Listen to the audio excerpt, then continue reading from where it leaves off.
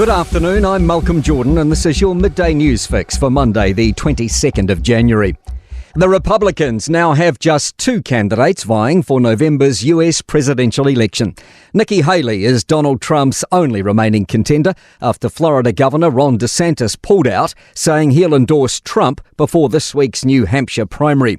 DeSantis says Haley's old guard style is outdated. The days of putting Americans last, of kowtowing to large corporations, of caving to woke ideology are over. Haley told CNN Trump and DeSantis keep lying, making baseless claims. Prove the fact that Donald Trump says I want to raise gas taxes. I've never said that or done that. Prove that Ron DeSantis says that I'm a corporate whatever he says I am. I've never done that. A witness to a fatal crash on Auckland's Muriwai Beach has described his impressions of the tragedy. A teen died yesterday after being thrown from a ute and two others have serious injuries. Dan was there and told John McDonald the four-wheel drive was going faster than it should have. Tried to do a turn and the wheels have dug in, the front wheels dug in and the ute rolls. I'm pretty confident, I was pretty sure that was the situation yesterday. Police have arrested a man in relation to the death of another man in the Rangatike district. Shannon Johnstone has more. Officers were called to the Ohingaiti address early yesterday morning to reports a man had been shot. He later died in Whanganui Hospital.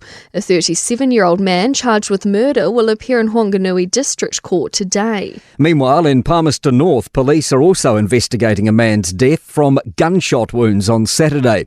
A scene examination of a Rosalind property was completed yesterday. The Māori King's Chief of Staff says the weekend's National Unity Hui was positive. About 10,000 attended from across the country, discussing growing concerns about government policies around Māori. Kingitanga Chief of Staff Naira Simmons says history has not been kind to tangata whenua. He says policies from successive governments have led to the poor outcomes being seen now. We're wanting to try and find a way forward. What the King's really trying to do here is call us together to find proactive and positive solutions. 3 large scrub fires in North Canterbury over the weekend are still being investigated. Crews are continuing to monitor hotspots in Swannanoa this morning at a 12-hectare blaze that burnt along the Waimakariri riverbed on Saturday. Extra tankers were brought in about 6 a.m. this morning after a small flare-up, which was quickly controlled. Fire and emergency have left the scene of Friday's fires in Lowburn and Amberley. 2 houses, a church, sheds, vehicles and machinery were lost in the Lowburn blaze. Local Government Minister Simeon Brown is expecting word from Wellington and Upper Hutt Council soon regarding the area's water issues. He wrote to local authorities before Christmas.